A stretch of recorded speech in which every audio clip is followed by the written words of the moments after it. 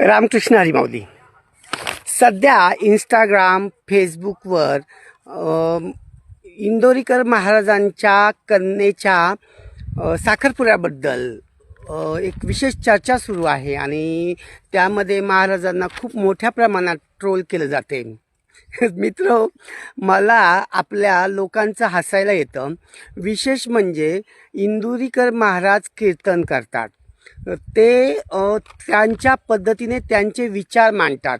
ते जेव्हा कीर्तन करत होते किंवा करत आहेत तर ते काही लोकांना त्यांच्या घरातून ओढून आणून त्यांचे विचार ऐका असं सांगत नव्हते.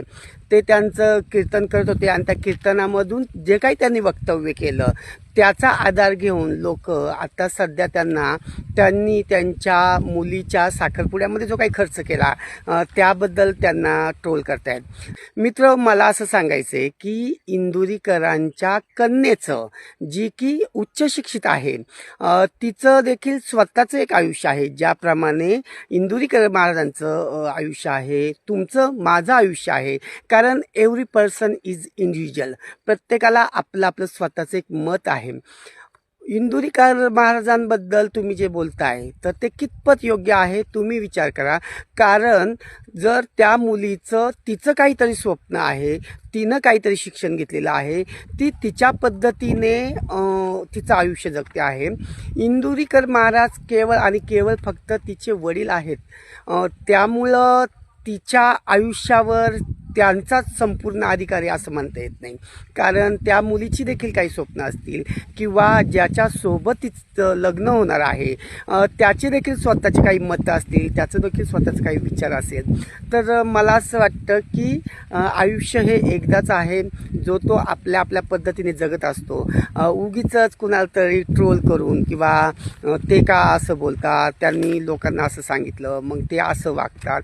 तर मला असं वाटतं इंदुरीकर महाराज याच्यामध्ये बिलकुल चुकीचे नाही आहे.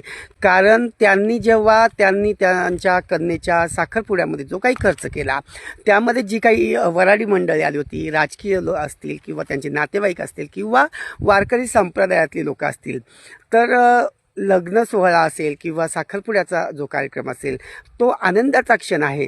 त्यामध्ये जे लोक गेली ती त्यांच्या पद्धतीने त्यांचे कपडे, त्यांचे दागिने स्वखर्चाने ते लोक गेले. इंदुरीकर महाराजांनी काही त्यांना दागिने किंवा त्यांना कपडे दिली नव्हती.